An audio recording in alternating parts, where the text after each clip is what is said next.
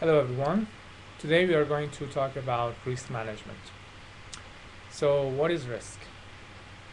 Risk is an uncertain event or any condition that if occurs, uh, it has, it might have actually put a positive or negative effect on the work that we are doing. So we are not sure if it has the um, positive or negative effect. It's not 100%, so it's a potential. But if it occurs, it has a positive or negative effect. So risk can be positive or negative. So we have positive risk, we have negative risk, and we are defining each of these in a couple of minutes.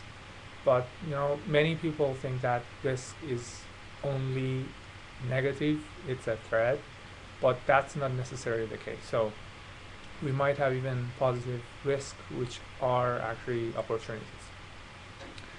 And organizations also choose to take risk because they want to create value and they want to balance the risk and reward. So these are the reasons that individuals or organizations take risk. Um, there are certain steps, there are certain processes that are part of the risk management um, in general. So risk identification, assessment, planning for risk response, and also analysis, response planning, and response implementation, and also at the end, controlling the risk or monitoring the risk are some of the steps that are part of the risk management process. So let's talk about treating risk. So how we respond to risk. If we are going to actually plan for being prepared and having enough strategies to overcome any negative consequences, or also at the same time be prepared to respond properly to positive risk, we need to have certain strategies, right? So we have strategies for negative risk, um, which are those types of actions that we may take if any uh, negative risk may occur. So those are the possibilities. And also at the same time, we might focus on positive risk only, which are steps to take to be prepared for positive risk or opportunities, right? So what are the strategies for negative risk? Let's focus on that and talk about some of the options that we have. So essentially, there are five options. There are five major risk response strategies for treating negative risk. First one is escalate. So essentially, um, escalation um, occurs or is chosen when a team actually agrees that a negative risk is outside the scope of control, or if the team wants to choose risk response, the action would be outside the team authority. So in that case, the team may choose actually to escalate the issue to higher levels of authority in the organization. And that's why it's called escalate. So let's escalate the risk if it is not within our authority to higher levels of the organization, and they decide how they want to treat the risk. So that's one of the options, that's one of the strategies. The second one is avoid.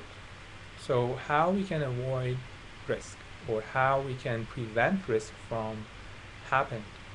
And those are again a set of steps that a team or an organization may actually choose to take in order to treat the risk.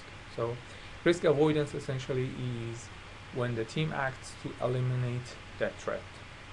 So whatever it takes for us to prevent the risk from happening, it's being actually categorized as risk avoidance.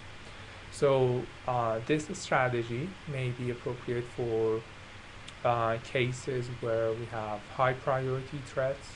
In other words, in case that um, there's a high possibility that the risk may occur or the impact is great.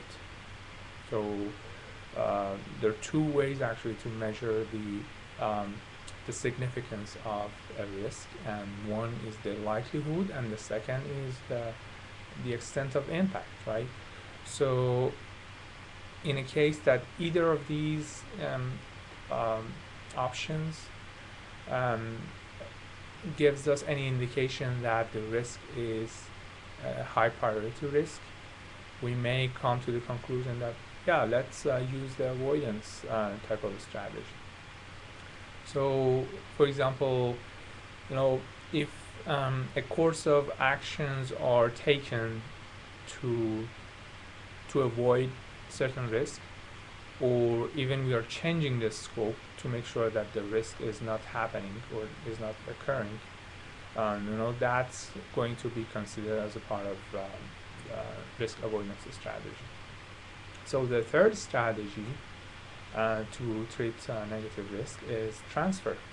So risk transferring actually involves um, shifting the ownership of the risk to other parties. So we may buy an insurance. So in that case, actually, we are choosing others to bear the responsibility for taking care of that risk. Essentially, we are transferring the responsibility or the ownership of treating that risk to a third party, and that's the case that we are transferring the risk to others.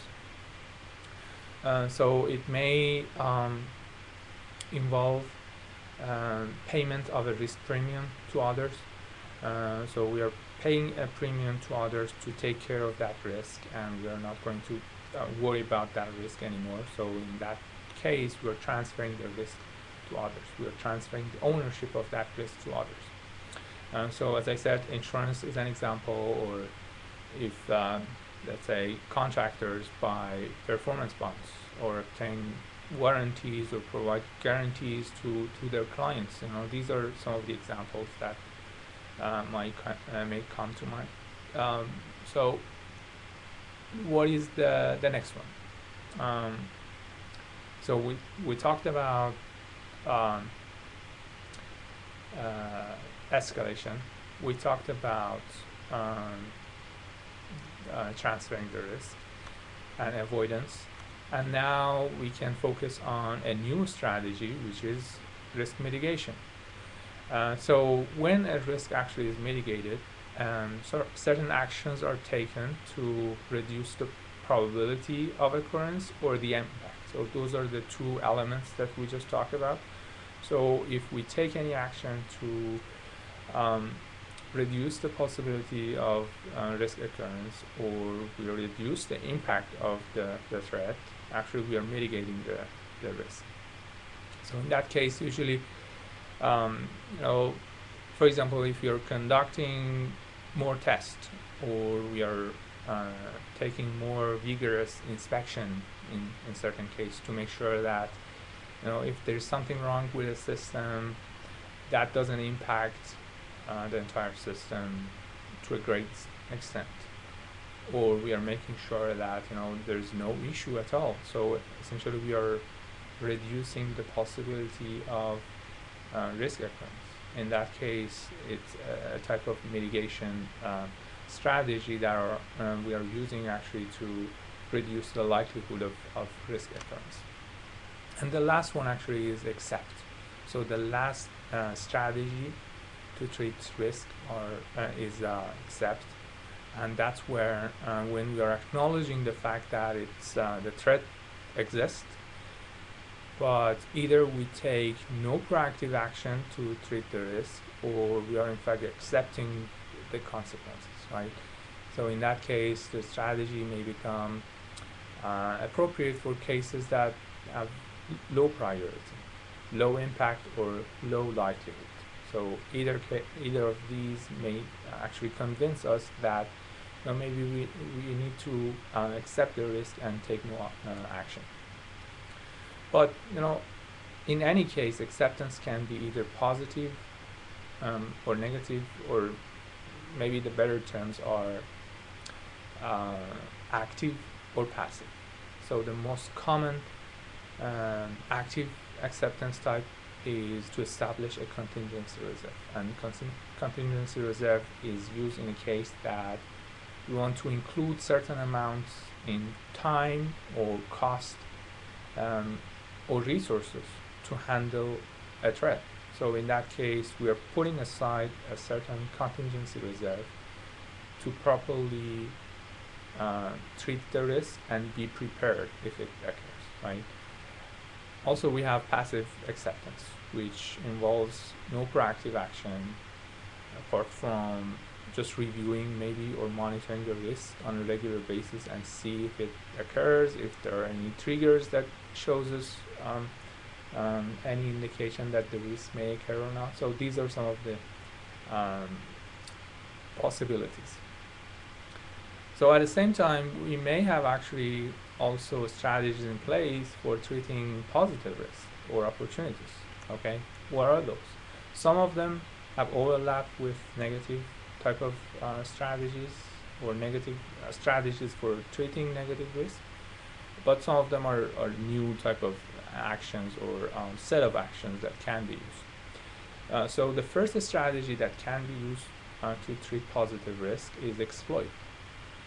So exploit strategy may become handy for high priority opportunities, and that's where the organization wants actually to ensure that the opportunity is realized. So we want to take any action to make sure that we grasp that opportunity, and so we want to definitely have the risk or the positive risk or the opportunity actually occurs and have certain positive consequences for us, right? So in that case, we exploit the situation, we exploit the positive risk, and we either increase the probability of occurrence or make sure that the impact would be positive also.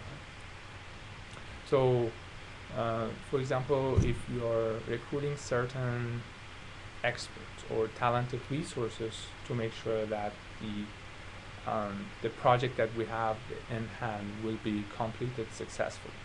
Okay, so in that case, we are exploiting the positive risk, exploiting the opportunity to make sure that the positive consequences will definitely occur and we will have that opportunity to realize in the organization. The second positive strategy for positive risk is sharing the benefits. So in other words, when we are actually sharing the ownership of an opportunity with a third party, and we are sharing the benefits of the opportunity and consequences with others. That's the case that we are actually using the share as a positive strategy or strategy for positive risk, actually as a risk treatment in certain actions.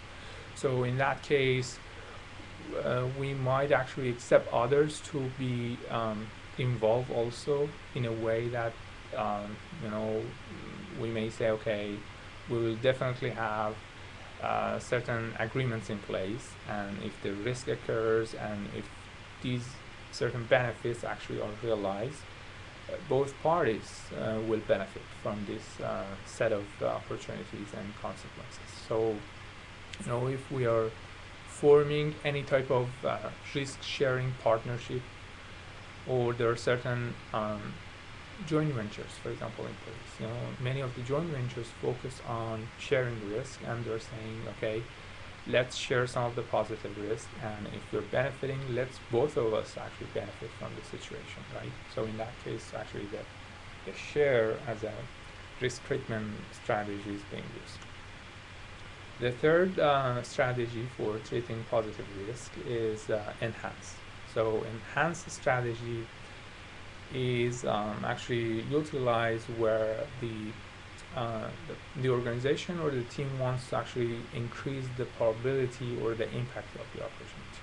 So Very similar to the case that we discussed about negative risk. In this case, if we are increasing the likelihood of occurrence of a positive risk, or we are making sure that certain actions are taken to increase the impact of the opportunity, actually we are enhancing the situation, we are enhancing the positive risk. And that's a good strategy to have to treat positive risk if it's applicable. So when it's not possible to increase probability, maybe an enhancement may focus only on the impact or vice versa. So we need to see which options are available, what types of actions can be taken to either increase the possibility and likelihood or increase the impact of the opportunity and have greater benefits. So if I want to provide examples, if an organization decides actually to add more resources to an activity to finish early, right? So in that case, we are making sure that there's a higher chance of success, right, for performing that particular type of activity, and we are actually enhancing the risk. The fourth risk response strategy for treating positive risk is accept. So in this case, we are actually accepting the opportunity, we are acknowledging that it exists, but we may actually take no proactive action to treat the risk, right? So it's in terms of nature, it's very similar to accept as the risk response strategy for negative risk that we talked in a few minutes ago, but in this particular one is applicable for positive risk or for opportunity, and may be appropriate for low priority opportunities. In other words, may be adopted where it's not possible or cost effective to address a risk in an effective way, or there's no other step that we can take. So we can say, okay, let's just acknowledge the opportunity, and we are expecting to have those benefits, if it occurs. Again, similar to the discussion about the negative risk, acceptance can also be active or passive.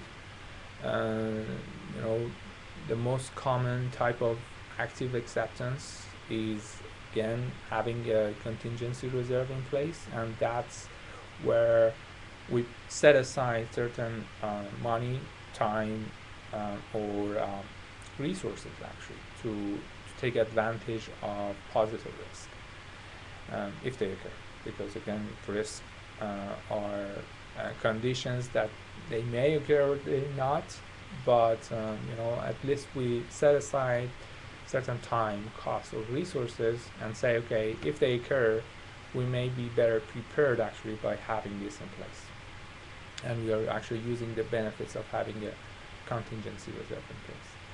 And we have also passive acceptance, and that's where no proactive action is taken other than just monitoring the risk and reviewing any trigger, any indication that may suggest the risk may occur or not.